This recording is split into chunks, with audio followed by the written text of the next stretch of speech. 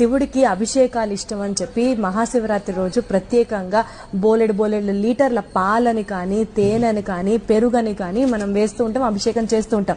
అదే బోలెడు లేని వాడికి ఇస్తే ఖచ్చితంగా వాడు కడుపు నిండా తింటాడు అని కూడా అనుకుంటాం.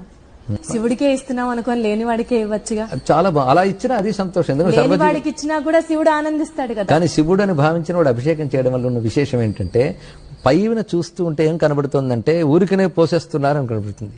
దీనికి అందమైన సమాధానం చెప్పాలంటే ఒక చక్కటి వాక్యం ఉంది శాస్త్రంలో, వృక్షస్య మూలశేకేన శాఖా పుష్యంతి వై యథా అనేటువంటి ఒక భావం ఉన్నది ఇక్కడ. అది ఎలా కనబడుతుందంటే మనకి చెట్టులో రావాల్సిన ఫలం కొమ్మల్లోనే దొరుకుతుంది. పళ్ళు కానీ పువ్వులు కానీ ఆకులు కానీ కొమ్మల్లోనూ ఉంటాయి. కానీ మనం నీళ్లు పోయాలన్నప్పుడు కనబడే కొమ్మల మీద నీళ్లు పోయాం, కనబడిన మూలంలో పోస్తాం.